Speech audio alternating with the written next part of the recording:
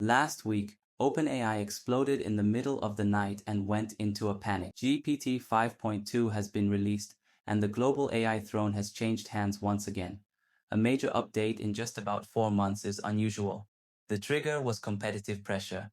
Reuters reports that Altman released Code Red in early December to accelerate development, and that the background to this was responding to Google's Gemini 3. OpenAI itself also positions it as a rather than new features.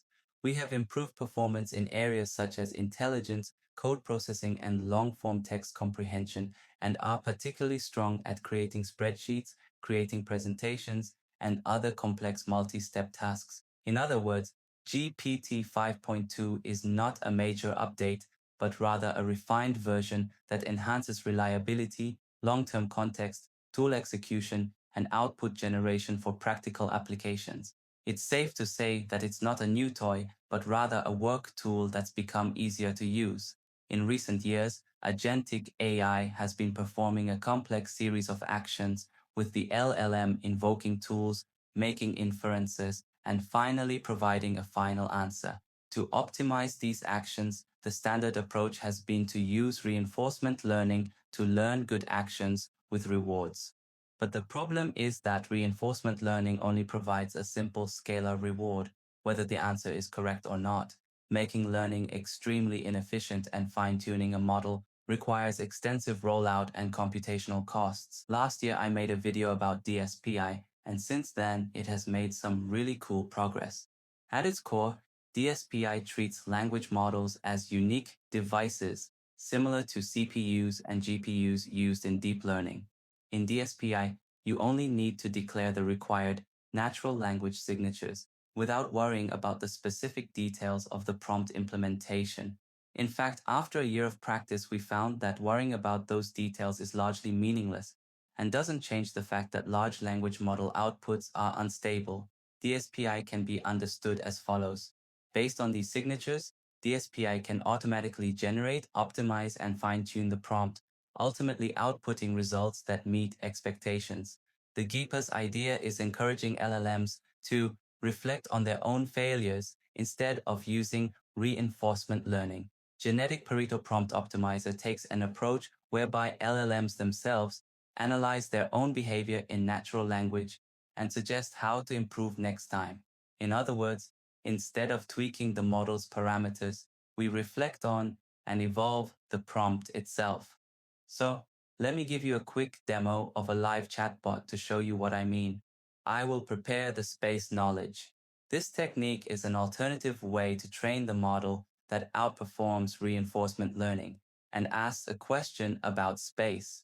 Which space telescope is most powerful? If you look at how the chatbot generates the output, you'll see that the agent uses term frequency inverse document frequency to calculate term frequency, how often a word appears in a document, and how rare that word is across all documents, then uses cosine similarity to find which chunks are genuinely similar to your question rather than just having random word matches. Once the top 3 most relevant chunks are retrieved, then the agent uses confidence-based RAG uses chain of thought to generate an answer plus a confidence level so it can honestly tell you, I don't have enough information, instead of hallucinating, while the multi-hop RAG takes it further by first extracting bullet-pointed facts from the context, then synthesizing those facts into a comprehensive answer. This two-step process is crucial for complex questions that need you to combine information from multiple sources because it prevents the AI agent from getting confused or missing connections. Now here's where GEPA comes in as a game changer. Instead of manually tweaking prompts or using older optimizers like MyProv2, GEPA uses genetic algorithms. It combines good prompts to make better ones. It utilizes Pareto optimization to maintain multiple effective prompts rather than just one. It also uses reflection, which it learns from mistakes by reading text feedback and fixing them. Over time, this helps Genetic Pareto Prompt Optimizer automatically create better and better prompts. It builds a prompt evolution tree. Each new improvement grows like a branch on a tree. Every branch keeps what worked before and adds a few improvements. Step by step, the prompts get closer to the best instructions for the RAG task. and it does this 35 times more efficiently than MyProv 2, while generating prompts that are 9 times shorter, yet perform 10% better. Definitely stay tuned throughout the end of this video.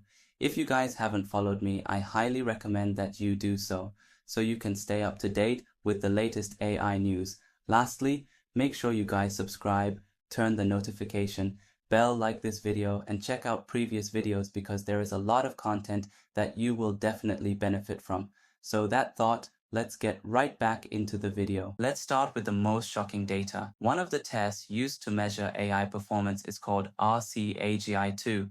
This is a test that requires solving abstract puzzles at first sight and does not rely on looking for answers in past data. In other words, it's a test that measures innate intelligence, and take a look at this score, where you can see GPT 5.1, 17.6%, Gemini 3 Pro, 31.1%, GPT 5.2, 52.9%. This increase is crazy. It's more than triple the score of the previous version, 5.1. It's nearly double the score of Gemini. If previous AIs were like geniuses who memorized textbooks word for word, then GPT 5.2 has evolved into geniuses who can solve difficult problems they've never seen before with ingenuity.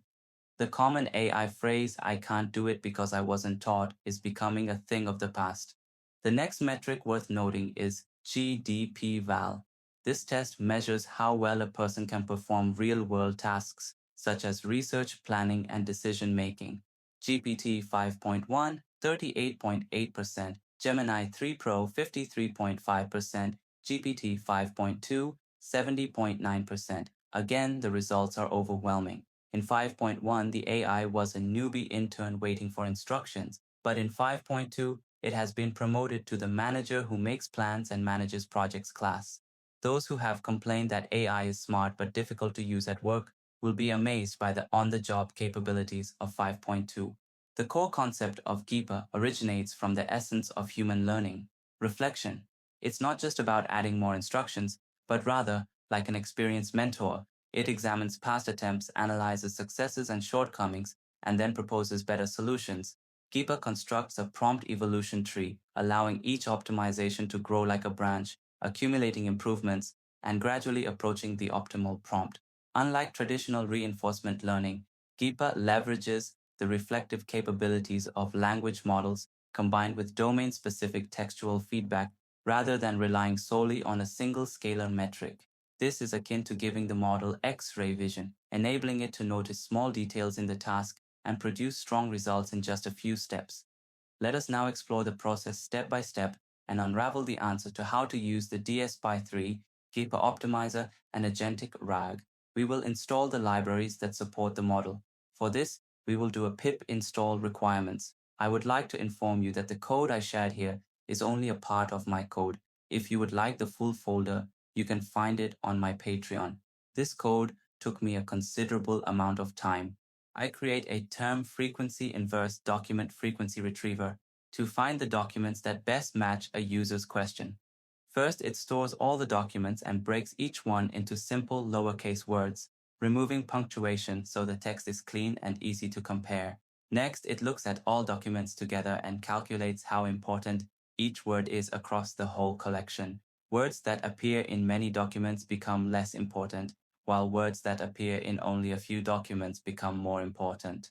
When a query comes in, it is cleaned and broken into words the same way, and each word is given a score based on how often it appears and how rare it is overall.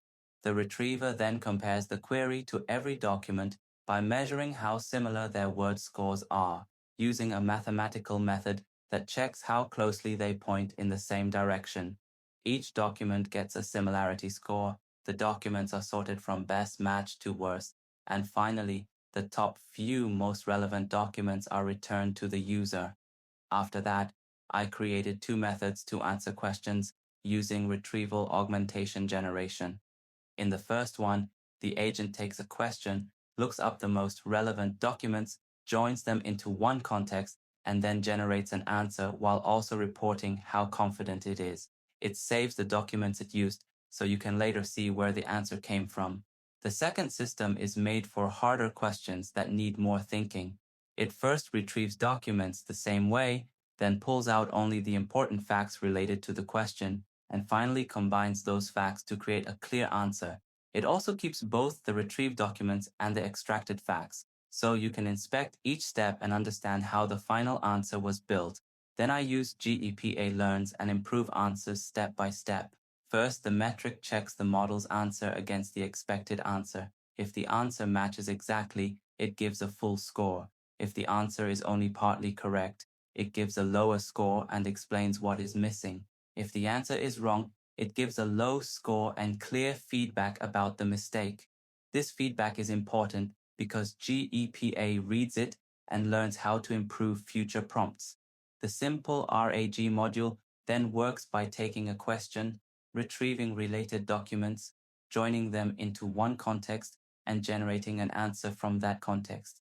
GEPA uses the scores and feedback from the metric to automatically evolve better prompts for this RAG system over time. GPT 5.2 may not be a model that can do magical new things, but it is a model that can change tasks that you were previously unsure about, entrusting to AI into tasks that you can entrust with confidence. While future challenges remain, such as multimodal support, real-time optimization, and safety assurance, these also represent significant development opportunities. Beyond 2025, GEPA is expected to lead to innovative applications such as self-correcting AI systems, neural symbolic integration, and meta-prompt engineering. GEPA will undoubtedly continue to play a central role in the future of prompt technology,